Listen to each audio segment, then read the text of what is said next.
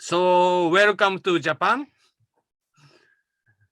And where are you now? Thai? SEAFDEC? Where are you now? I am in Japan too, in Shizuoka. Ah, Shizuoka. You are in Yes. Shizuoka. Yes. Okay. Okay. Thank you for coming to Japan. And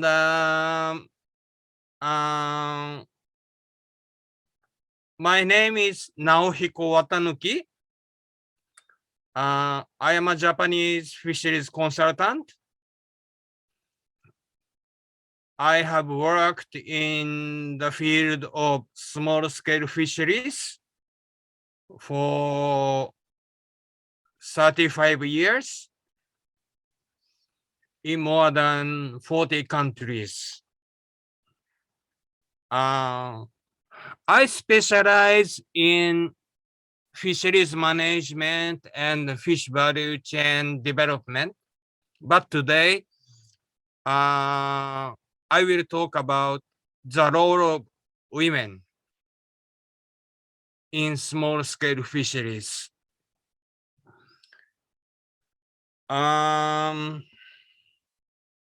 There are 5 things to talk. First, why the participation of women is important in fisheries. Second, market in fisheries. Women are close to market and they know the consumer preference of fishes. Third, combination of fish consumption and fisheries management. Fisheries management can be achieved by the support of women. 4, diversification of fish eating. I am working with women to diversify fish cooking using Japanese techniques. 5, improvement in nutrition and livelihood. So, why women are important in fisheries? In my opinion, women can manage fisheries financially. Money management. Men are drinking and gambling. In the Philippines, women were preparing the net fishing. They are helping husbands. In Timor-Leste, women cultivate seaweeds and export, dive to catch fishes using spear gun. In Japan, there is a Suisan Joshi no Genki project. Suisan Joshi means women are actively engaging in fisheries. I met some women in fishing villages and thought that without women, fisheries cannot be practical. Market in fisheries means fishers catch fishes based on the suggestion of middlemen, mostly wives. Wives know what kind of fishes and how much volume of fishes are sold in one day. Then it is informed to husband overfishing never happens. Women and men relationship is important in fisheries. If you manage fisheries, income of fishers, including women, decrease. It is true that we have to manage fisheries. At the same time, we must think about how to save their lives. Fish less, earn more. One solution is to add value to fishes, improvement of freshness, women's participation, country consumption, and export. Japanese are fish lovers, as you know. We know how to cook fishes. We are strict to the quality of fishes because we eat sushi and sashimi. Fish quality in other countries is low. There is a chance to make a good quality of fishes, and Japan is willing to support the challenge. Nutrition is, after all, how to cook fishes. Most countries just grill the fishes. Japanese know the different style of cooking. I experienced fish cooks in Senegal, Chebuzhen, in the Philippines, Sinigang Namba goose, milkfish, in China, carp dishes. There is something Japan can do. Balanced participation of men and women in fisheries development is essential.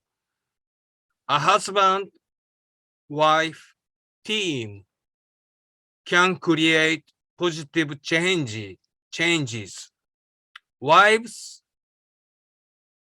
vendors know well about consumer preference. These are fast-selling fish species and size, actual sale per day, and fresh fish versus processed fishes. Husband fishers catch fishes following the advice of wives, resulting in sustainable fishing operations. Overfishing seldom occurs. If husband keep freshness of fishes on board and wives handle carefully the catch after landing, this flow makes fish products valuable. This scenario might be feasible. Conclusion is that women's participation in fisheries is indispensable. Why? Women know the market. Without knowing the market, fisheries cannot be managed sustainably. Enhance the involvement of women in fisheries. Thank you very much. ありがとうございました。Arigatou gozaimasu. Thank you very much, Naohiko, for your presentation. Any question from the floor?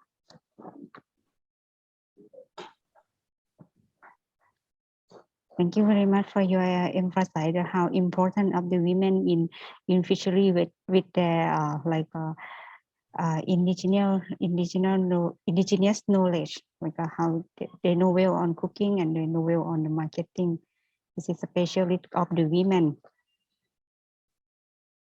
Are there any questions from the floor? If no question, for save the time, may I invite another the second presenter, Hana Matsubara, to present to give us your presentation. Hana, please. Yes, thank you very much, Chair. So let me share my slide for the presentation. So can you see the slide with full screen now? Yes, I see your slide. Okay, then I will start my presentation. Thank you very much, Chair. So my name is Hana Matsubara, and I am a PhD candidate at the University of Tokyo in Japan. Today, I would like to talk about gender aspects of small-scale fisheries in Japanese coastal area, gender-responsive research for achieving sustainability. Traditionally, fisheries have been associated with men. However, recent studies revealed that women also take vital roles in coastal fisheries.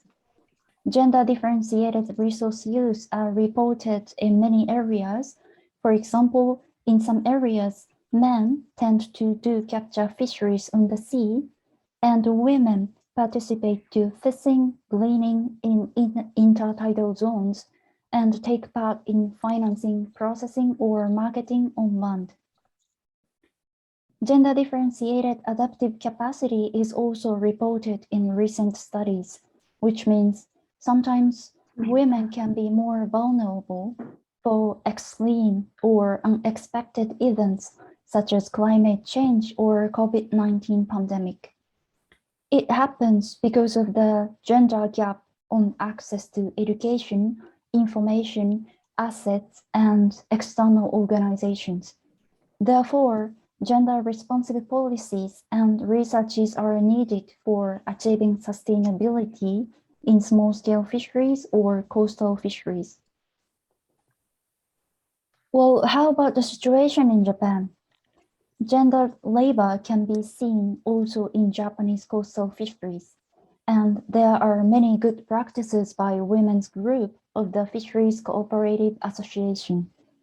In some policies in Japan, such as the 5th Basic Plan for Gender Equality or Basic Plan on Fisheries, women's empowerment through free from stereotyped gender role or capacity building, regardless of gender, is mentioned. However, gender gap in local decision-making bodies still remains in Japan.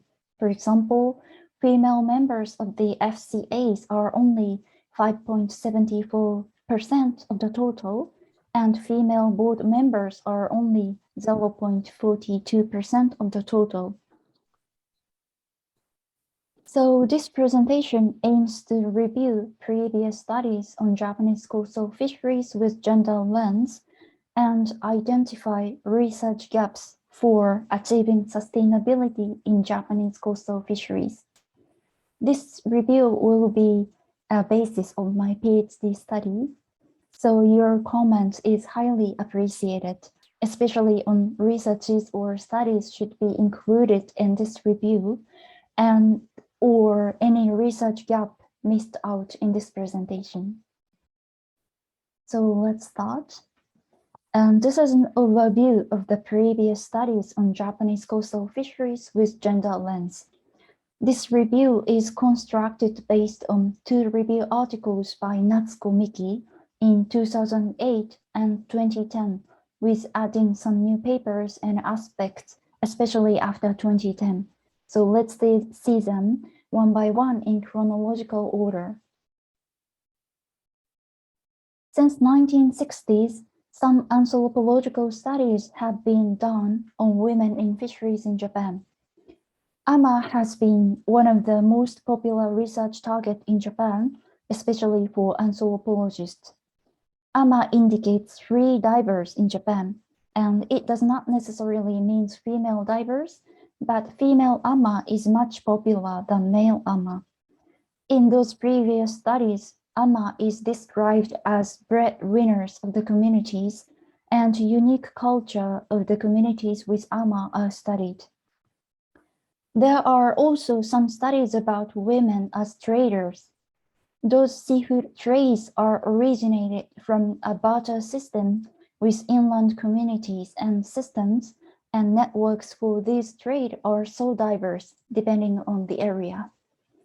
Ukiju relationship is one of the examples of relationship between female fish sellers and female fish buyers on Ishigaki Island in Okinawa Prefecture. Since 1970s, gender lens were gradually combined into fishery socioeconomics.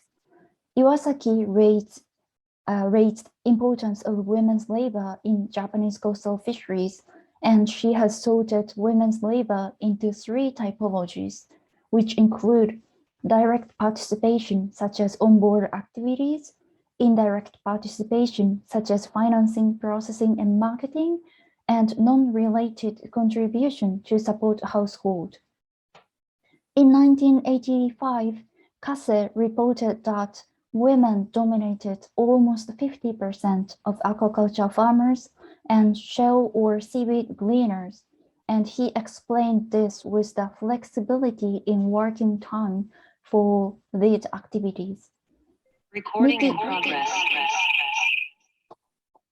Miki has reported that 90% of onshore workers were female in Japan, and she has explained that 39% of female workers were unpaid and 35% were paid only as needed basis. Since 1990s, studies on women's group in FCAs became one of the common research topics. FCA stands for Fisheries Cooperative Associations, and it consists of small groups based on fishing gears or targeted species, and women's group is one of those small groups in FCAs.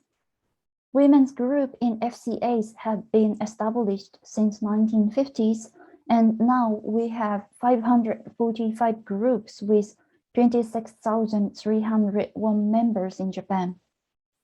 Their activities are so diverse, starting from saving to improve livelihood, beach cleaning, promotion of eco-friendly products use, seafood processing, marketing, and running restaurants or shops with utilizing local seafood.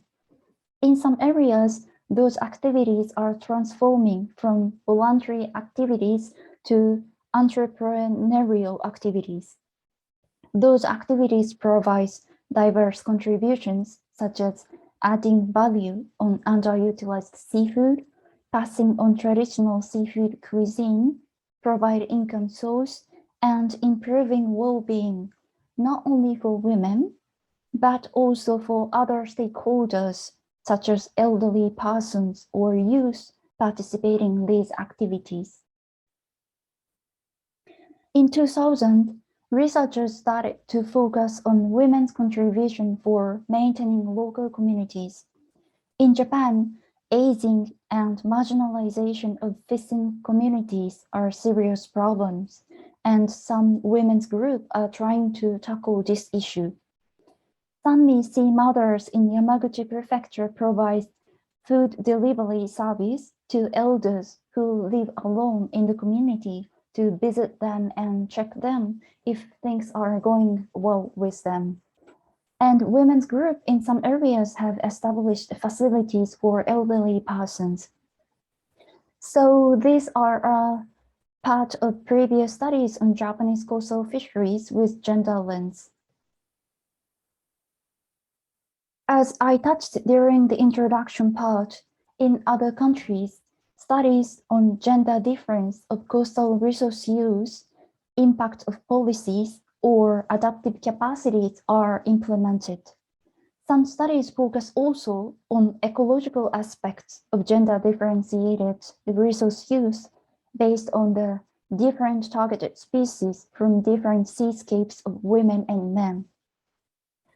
Comparing to that, many of the previous studies in Japan focus more on women's activities, and most of them were implemented in anthropologies or socio-economic studies. This feature of the studies on coastal fisheries with gender lens in Japan has both advantages and disadvantages. Advantages are the accumulated knowledge of diverse activities of women, which contains flexible responses to social issues in fishing communities. These advantages might cause opportunities such as better gender inclusion in fisheries management of Japan, and also might provide useful knowledge on women's empowerment in other countries. Disadvantages are the lack of comprehensive research focusing on different gender groups, because many of the studies focused only on women, and the lack of ecological aspects is another disadvantage, because many of the studies were implemented in anthropologies or socioeconomics. It might cause threats such as reinforcement of stereotyped gender role and lack of comprehensive understanding of social ecological systems of the coastal resource use. So to overcome those disadvantages and threats, I would like to propose some future studies with gender lens needed in Japan. First one is studies on gender and social ecological system in coastal fisheries. This will provide us better understandings of gender differentiated resource use and seascapes, including ecological aspects. Second one is studies on gender differentiated impacts of policies. For example, in Japan, Fishery Act got the biggest amendment in 2018 in the last 70 years. So how this new act affect women and men differently will be one of the necessary research topics in the future. And the last one is studies on gender difference in adaptive capacity. Japanese coastal fisheries are also affected by extreme weather events and COVID-19 pandemic. So gender difference in adaptive capacity for those unexpected events should be studied, and gender difference in recovery from those rapid environmental change will also be another necessary topics to be studied. So that's all for my presentation today. Thank you for your attention, and your questions or comments are more than welcomed now and also through email after this session. Thank you very much. Thank you very much, Hana, for your presentation. It's a very good way in recommendation for the future study of the gender for Japan, and also I think useful for another country too. So are there any questions from the floor to Hana? Yes, Please. I have one question. What is your idea to diversify fish consumption in developing countries? Thank you very much, Watanuki-san, for your question. And I think that's something really important and something really related to gender, because as you have mentioned in your presentation, women knows how to cook the local seafood. So as Jariya-san emphasized, I think gender inclusion can promote like the utilizing indigenous or local knowledge on how to utilize, how to cook and utilize local seafood. Thank you very much. Yes. Thank you. Thank you very much for your answer. Thank you very much. Are there another question?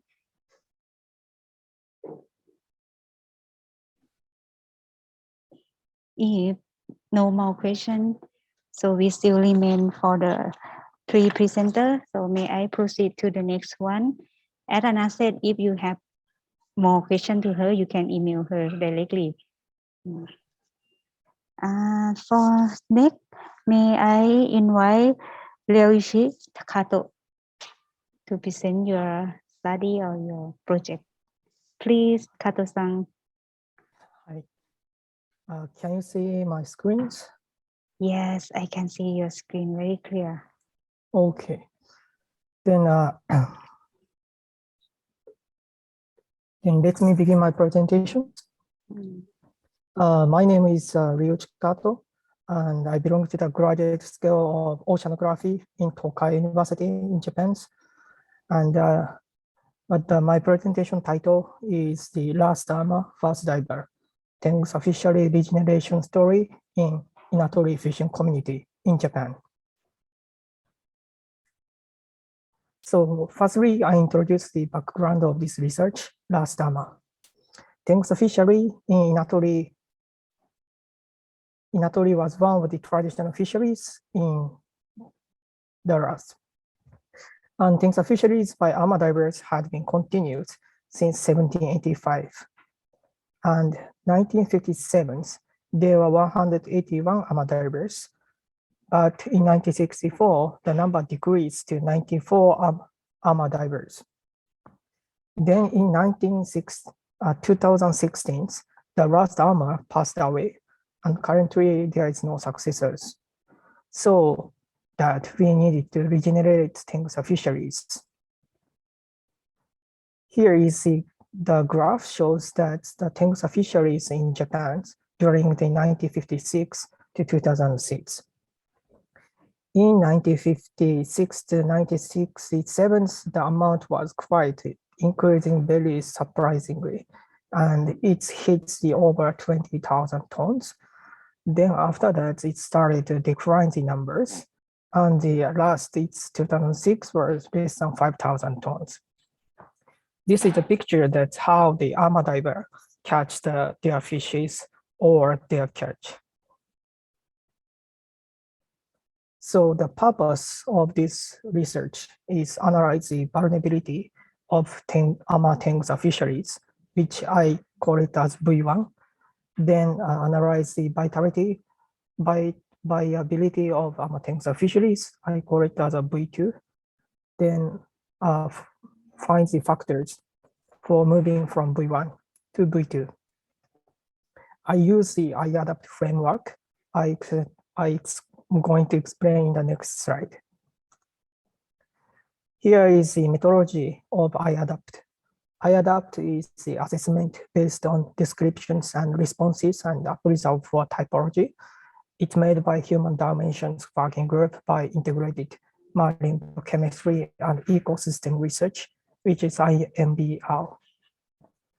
Currently, the IADAPT is the main methodology of V2V vulnerability to viability global partnership project. And IADAPT helps the next decision efficiently and improve the responses to natural, social, and governance. It raises the capacity of coastal people to adapt global changes. Here's the information that I've got from the literature review, and I went to the site and did a field work in Inatori during the November 3 to 4 on 2021. Here, let me talk about the area of the Inatoris. Area of Inatori is very rich in the marine resources and nature. This is a map where the Inatori locates, and this is a picture that I've taken when I went to the field work. There is a population, it's 5,381 peoples, and then 108 regular members and 1,457 associate members belong to the Inatori branch of these fisheries cooperative associations. Their main target of the species is splendid alphonsino, which is this red fish, and turban shells, and Tengusa. The Tengusa is a target of this research. Here I explain about what is AMA divers. AMA divers means that who dive and catch a shellfish or seaweed from bottom of the ground of the oceans. In this picture is kind of the traditional styles of the AMA divers. They wear the white clothes and the goggles on the top of the head, and they take the nets to the oceans. Their job starts very early mornings, and they dive into the oceans for around 50 seconds to collect the shellfish and seaweed from the seafloor by skin divings. They dive around 3 to 4 meters, and once they find the catch, once they caught the fish, the shellfish or seaweed, they swim up to the surface of the water and they put the catch into the net, then they dive it again. They do the multiple times, around 2 to 3 hours in the oceans. Then AMA divers very quite unique fisheries, and they make their own rules for resource management. For example, they set the catch limits by themselves to continue the fisheries in the next seasons. However, that there is shortage of successors due to the aging of the population throughout Japan right now. This is a map that AMA divers in Japan during the 2011s. The most biggest number is in the Toba and Shima, which is 973, and second largest is Izu, where the Inatori belong to, and there is 183 AMA divers. This is the picture that how the AMA catch the sea resources. And then somewhere in the Toba and Shima, they have call it as AMA house, where the AMA divers serve their catches to the tourists. Even that in the South Korea has a AMA culture too. Here I'm going to explain about what is a Tengusa. Tengusa is a seaweed known as magusa or obusa in Japanese. This is the pictures of Tengusa. And the Tengusa is distributed throughout Japan and the Korean peninsula. We use as a raw material for making the tokoroten, which is this picture, and kanten in Japan. And Tengusa was one of the important major fisheries in Inatori. Here is the hunting volume and prices in the South Izu. Here is the years and hunting volumes, sales, and average prices. The average in the hunting volumes started increased during the 1963 to 1967. They hit the best score during the 1967, which was 1,439 tons. Then after the 1969s, it started declining the numbers. For the average prices also, like they hit the best score in over at the 1979, which is 11,444 yen. During the 2019s, there were 1.3 tons in the catch during the war Izu areas. Here is let me talk about the stressors about the Tengusa fisheries. There is the aging populations and strict working environment, declining marine resources and unstable income, and high barriers to become AMA. Here is the impact. The declining of fishing housing income is very big issues. And also they spread the gender gap, culture loss, skills loss, and shelters and breeding environmental loss. So the governability about the AMA Tengusa fisheries is AMA divers belong to the fishery cooperative and they catch together. So as I said that there is collective management in the community and diving skills of AMA divers and transmissions of processing skills to sell high quality Tengusa at the high prices. Here is one of the unique the responses that Inatori branch made. they use these subsidies to hire the scuba divers and leave the seaweeds and Tengusa during 2016 to 2020. This is the pictures of when they did these activities. In 2020, they tried skin diving with a scuba diver, and 2021, they leaped about 300 kg due to the rocky shore denudations. But actually, the AMA catch around 200 kg per day, so it's quite a less amount. And it is in 2017 to 2018, the local vitalization cooperator came to the areas. He is the local vitalization cooperator. The local vitalization cooperator is one of the quite unique projects in Japan that the people go to the area of countryside or town to develop the new industries or promote their products or make the new things. But in this time that he came to the area and tried to revival of Tengusa fisheries. Here is the appraisal about the divers and the local vitalization cooperators. They made a better marine environment and the inheritance of Tengusa fisheries and promote Inatori Tengusa brands to the other areas. However, but they relied on subsidies, so it is a first step, but not sustained, and hiring a diver costs very much, and barrier to enter due to the fisheries rights system over there. So here is the conclusions.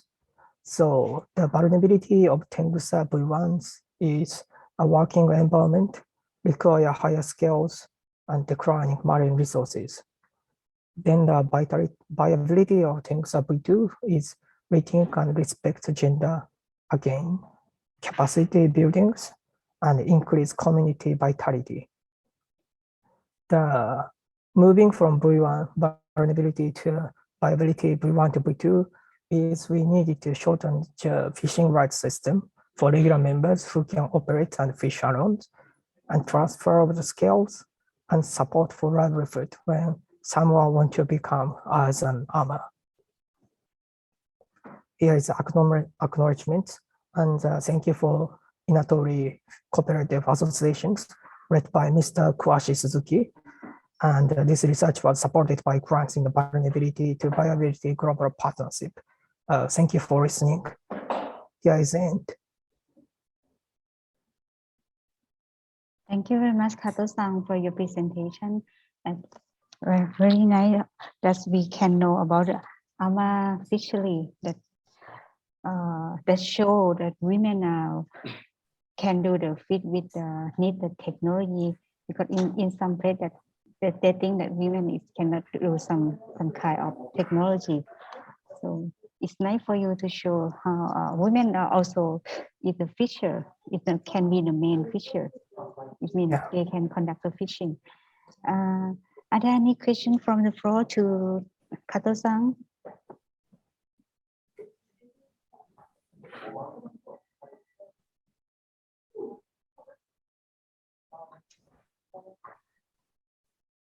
Yes, May I? yes, please, Hana-san. Thank you very much, Jariya-san, and thank you very much, Kato-san, for really informative presentation. And my question is about, I think in your presentation, you were focusing mainly talking about the AMA for harvesting Tengusa. And do you think if there is any differences between AMA focusing on harvesting other resources? So do you expect any differences depends on the targeted area? Do they have different challenges or do they have different situation with them? Thank you for the questions, Hana-san, Hana Matsubara-san. Actually, they have this research target is AMA and Tengusa fisheries in Inatori areas, and in Inatori areas, there is, as I said, that it's already no successors, and they tried but not sustains at all. But once I moved the eye to the east water areas, there is they conduct the AMA fisheries by AMA. So like if I think I think that once that who want to become as an AMA in the Inatori areas, then I think it will we can conduct as the harvesting by themselves. But right now it's quite difficult situations due to the costing the monies and also the environment too. Thank you very much. Thank you. Thank you very much, Kato-san, for your prompt answer. Are there any questions to Kato-san? Yes. What is the reason women dive for catching? You know that? Thank you for the questions by Watanuki-san. I think that what I believe is that this the specifically AMA diver is that the woman has less muscles, and they have less muscles than compared to the men, so they easily to dive into the oceans, and even like they can catch the product very easily. So that is, I think, reasons. Okay, thank you. Thank you very much for your answer. Yeah, thank you very much. And can I have your question too? How about the trend of the AMA fishing? Is it gonna be increased or like a decreasing of the trend of this kind of fishing? Thank you for the questions. For the AMA divers is kindly it's declining the numbers in all of the part of the Japan's. So that is a reason, as I said, that the reason is kind of like aging populations. And nowadays here in Japan, they have a lot of kind of the jobs that women can apply for. So like a fishery is kind of a minor jobs, but for now, I think. Thank you, Kato-san. Thank you. And if no more questions, so may I proceed to the next presenter, Miss Udani. Udani, please, you have your floor. Thank you very much. Let me share my screen. Yes. Okay. One second, please. Okay, so hello everyone. I'm Udani and presenting from Sri Lanka, a lecturer in fisheries and socioeconomics related to fisheries. And my area is especially for the dried fish processing, gender involvement, and marketing of dried fish. So today, here to present about my research findings on gendered engagement in dried fish processing industry in Sri Lanka. So the presentation flow is like this, and let me give you a brief introduction. So women involvement in fisheries sector is 50% when you're combining the primary and secondary fisheries activities. And when it comes to the Sri Lanka, women mainly engage in pre and post-harvest activities in fisheries. And this women involvement is highly affected by the culture and religion in Sri Lanka. And talking about the dried fish processing is an important alternative livelihood for women in women fisher folk, because fishing income is highly liable to fluctuations due to the climatic changes. So with the climatic changes, fishers who are going to the sea to catch fish is highly varied. So fishermen may either return home with a good catch or a zero catch. So the women who are in the fishing households have become able to manage their expenditures in their household with this dried fish processing on the days which they do not have a good fish catch. So talking about the fish processing, the most popular fish processing forms in Sri Lanka are cured forms such as drying, salting, and smoking of fish.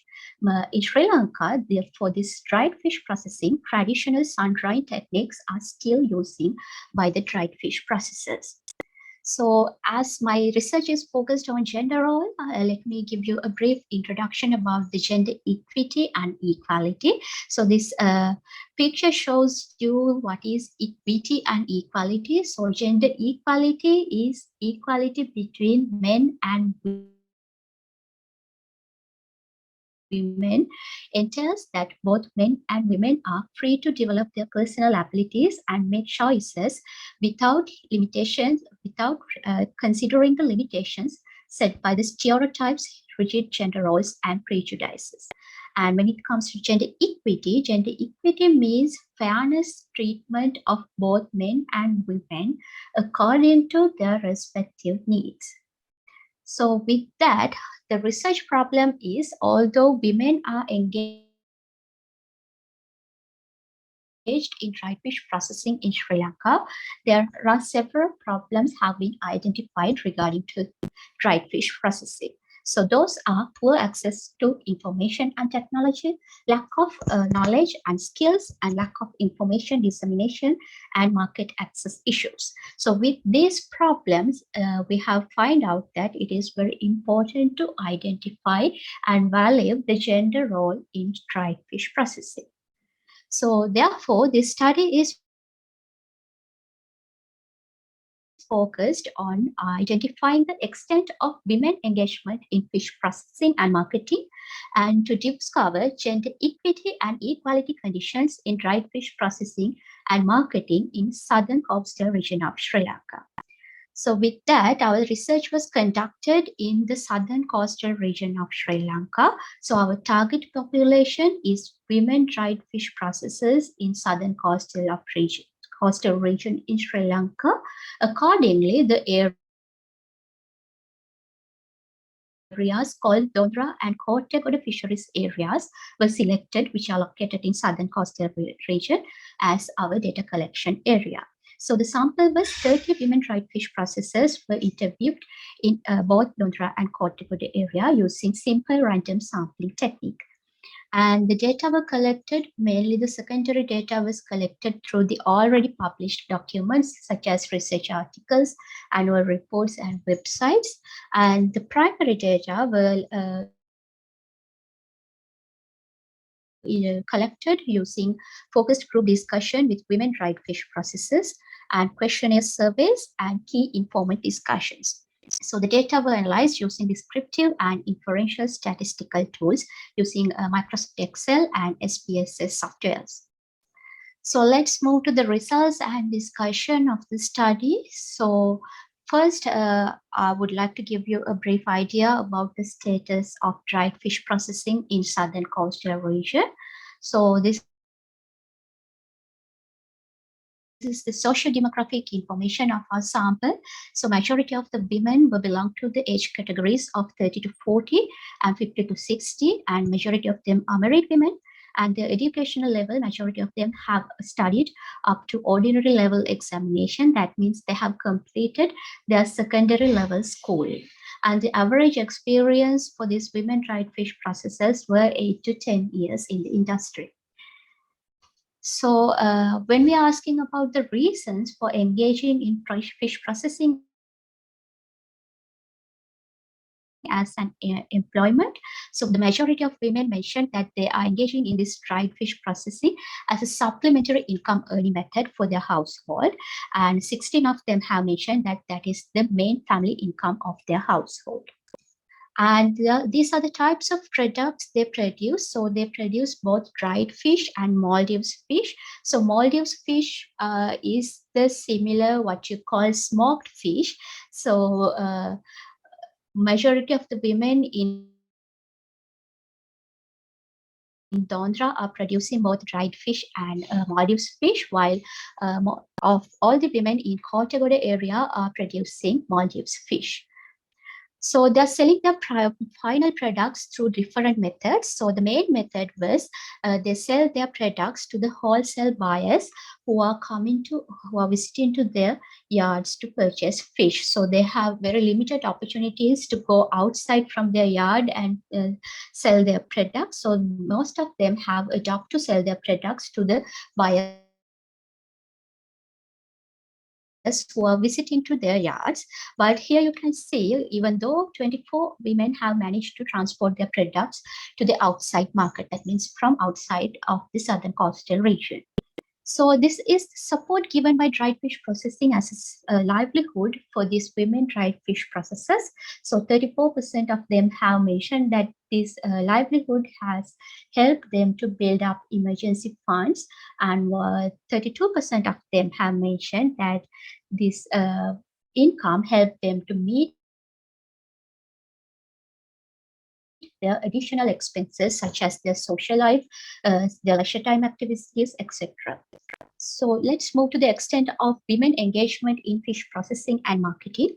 So this is the process of dried fish processing.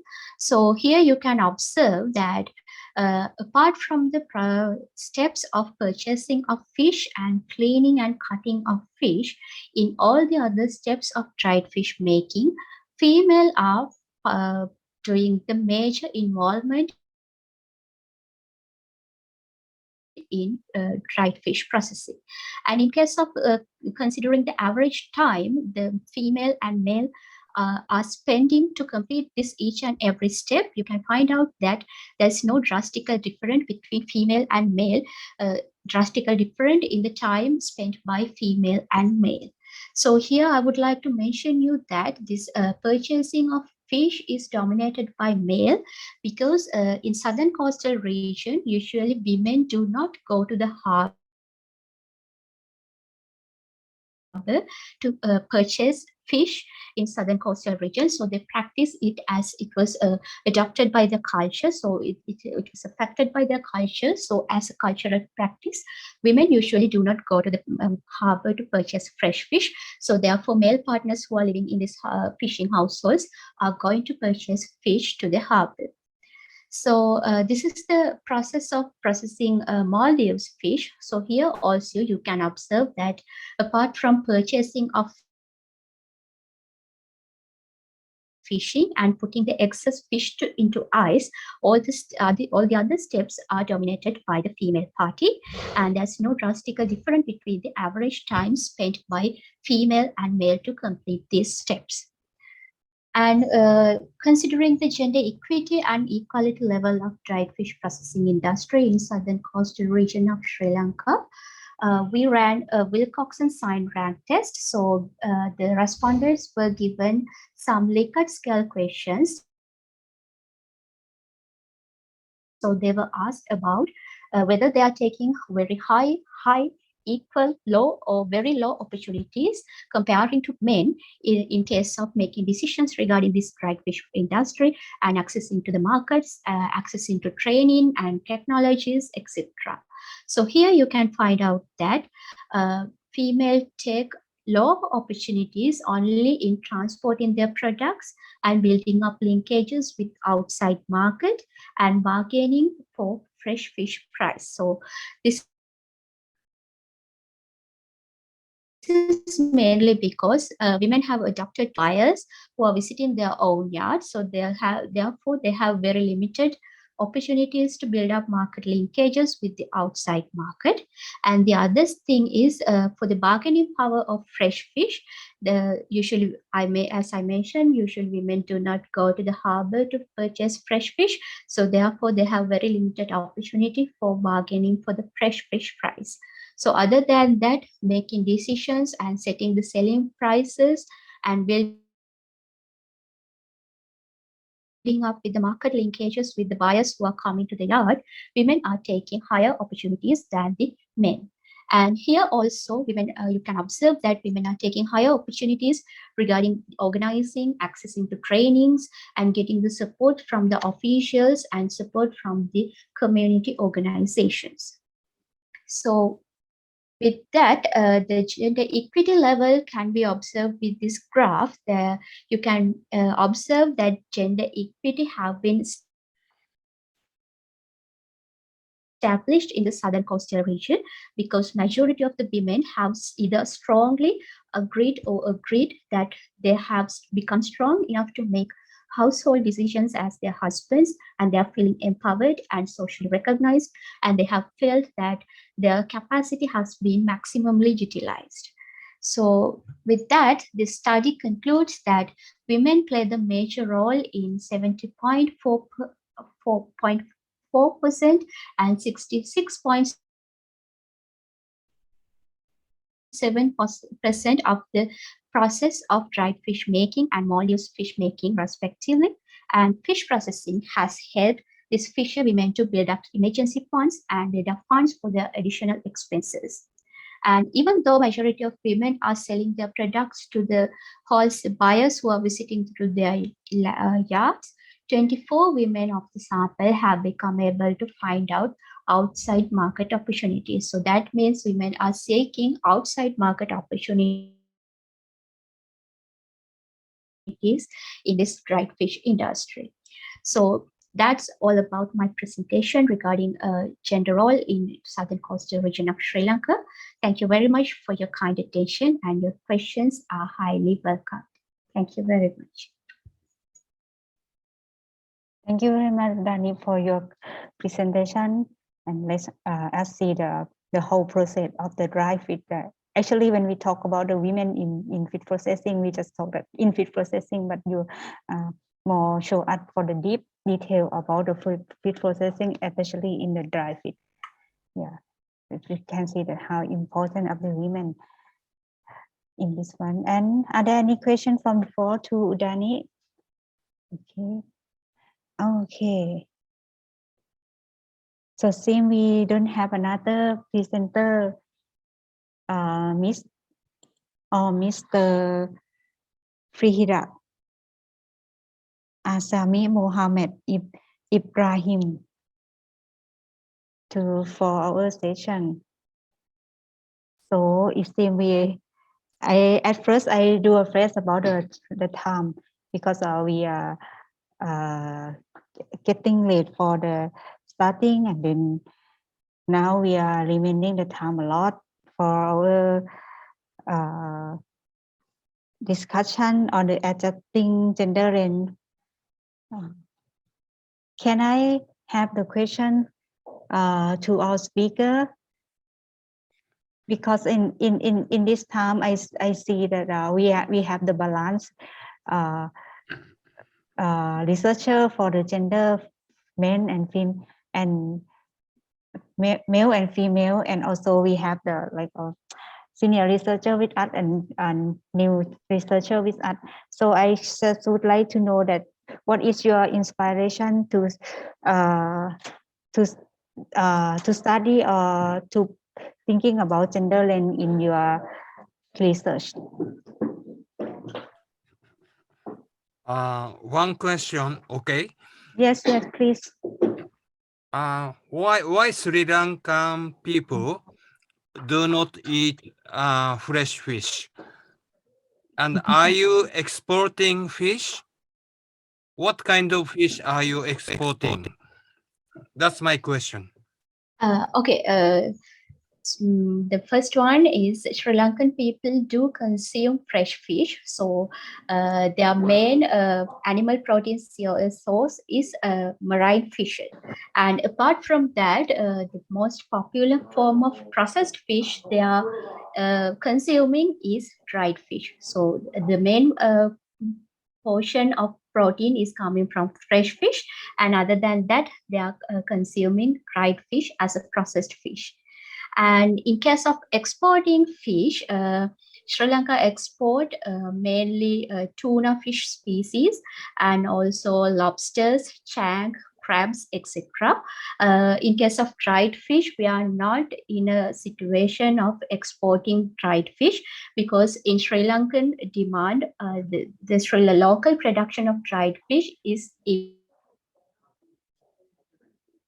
even not sufficient to fulfill the dried fish demand in Sri Lankan communities. So therefore, we are importing dried fish to Sri Lanka in order to cope up with the demand. Other than that, we don't have a capacity to export dried fish. But in case of fresh fish, yes, we export fresh fish in terms of tuna, crabs, etc. Thank you very much. Thank you very much for your question. Okay, Uh, another question, please. Yes, I don't, it's not a question, but I also would like to contribute a comment to the presentation by Udani.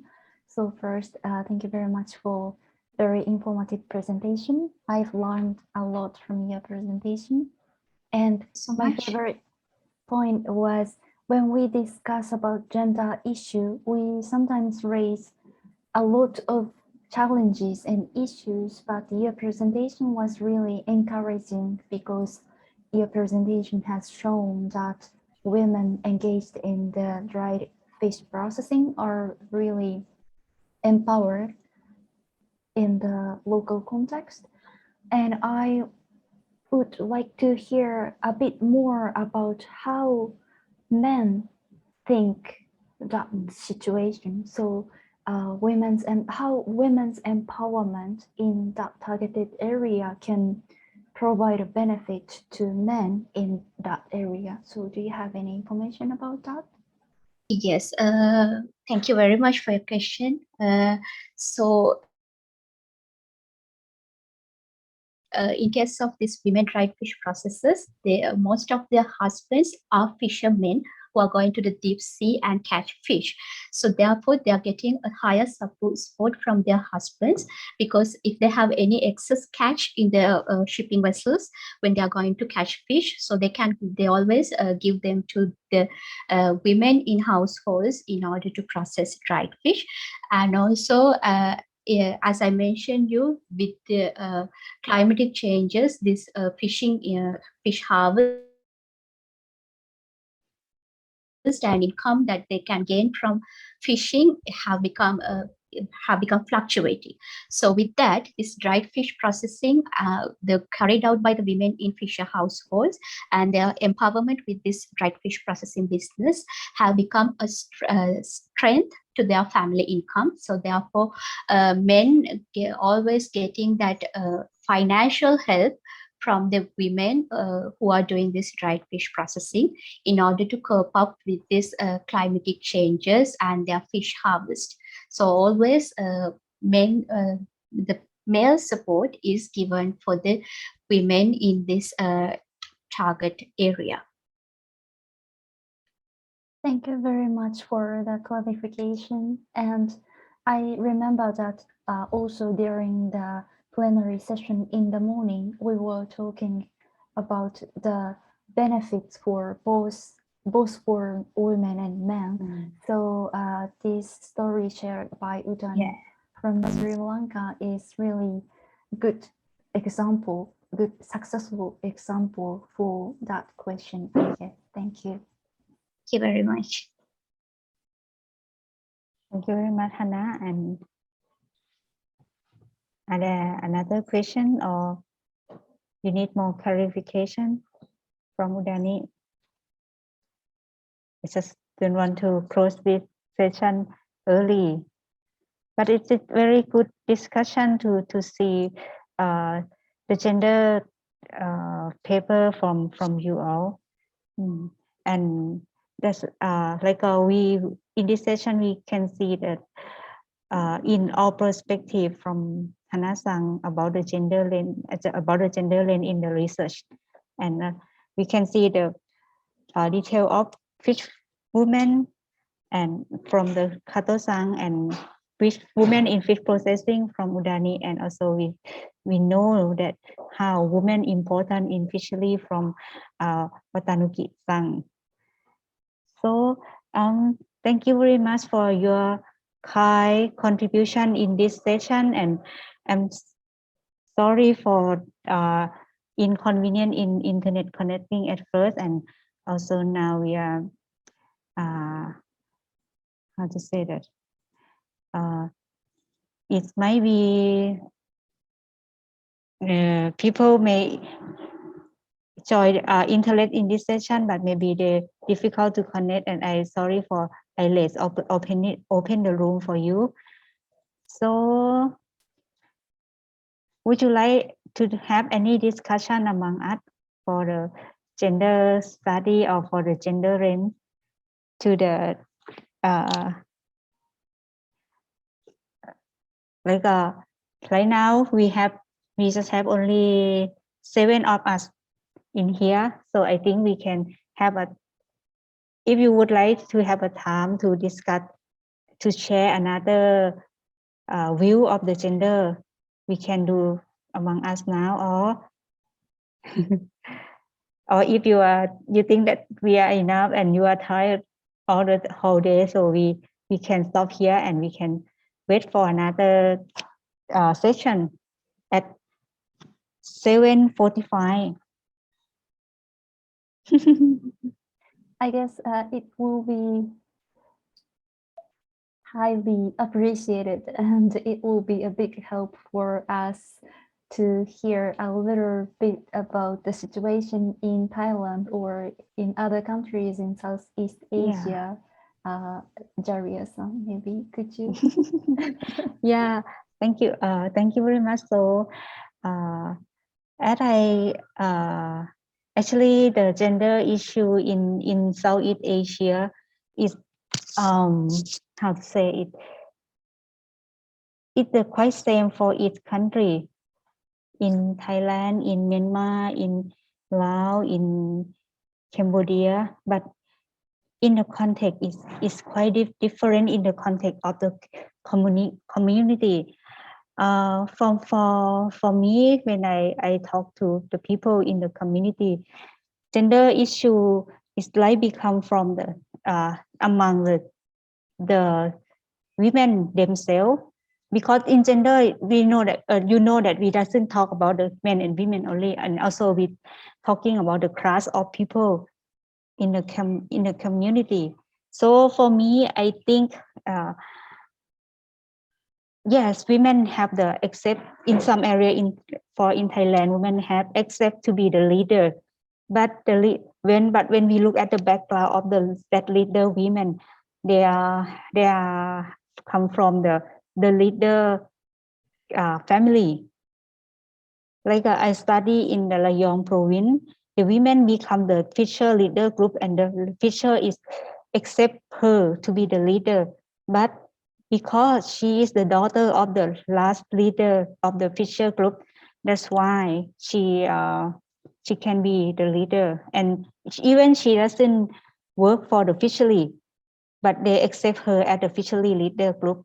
So this is the something that we feel that now people, we are still yes, women can be the leader, but it's not easy to be the leader, because they have to have some background support them, not just only women knowledge and women contribution. They can be the leader women, and also in fishery, because they are the poverty of the people in fishing community, right?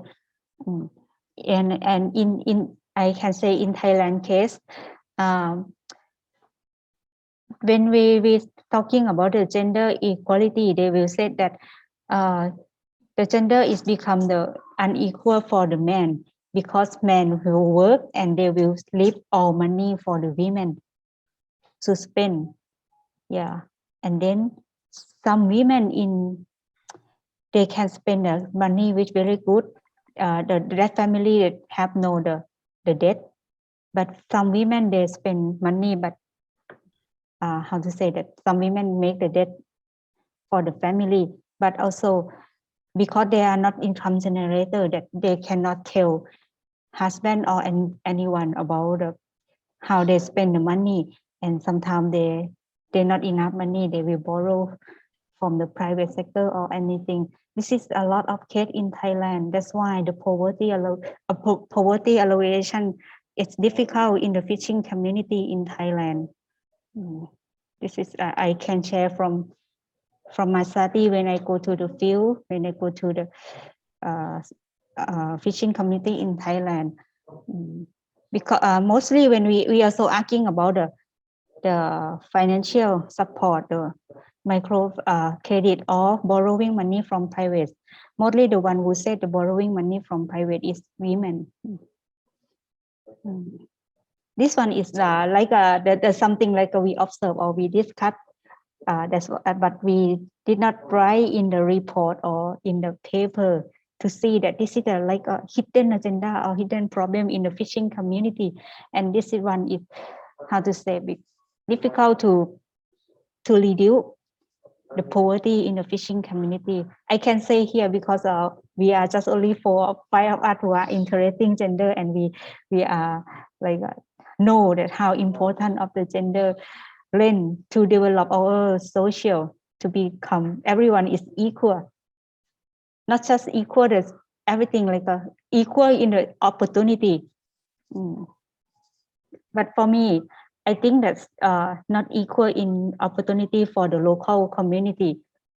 If we say gender in a general, we say that women and men equal access to everything.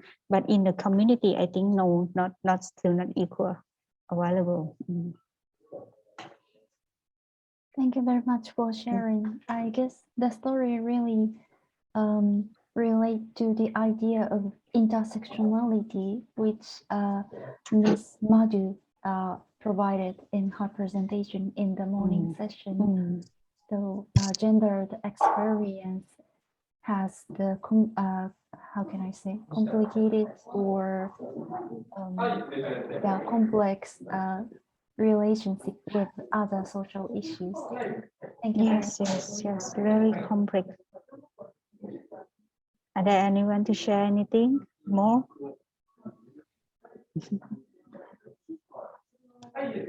We still have time.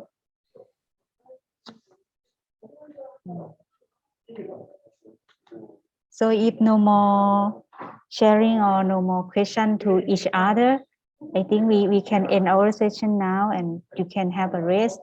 For all of you to who would like to join the next session, because we still remain another session for this evening, and so quite long time for our day of the conference. So I would like to thank you everyone for make this session like alive, because all of you, and you are very good cooperative and good coordinator among us. So hopefully that we can see in the person again in the future. Hope this pandemic is stopped and we can see without the mask. Thank you very much for sharing. Thank you. Thank you very much. Thank you, Thank you very Hana. much. Thank you, Kato. Thank you, Udani, and thank you, Watakanu. Bye bye. Have a nice time. ขอบคุณค่ะขอบคุณค่ะ ขอบคุณค่ะ Arigatou gozaimasu. Thank you very much. See you next session. Next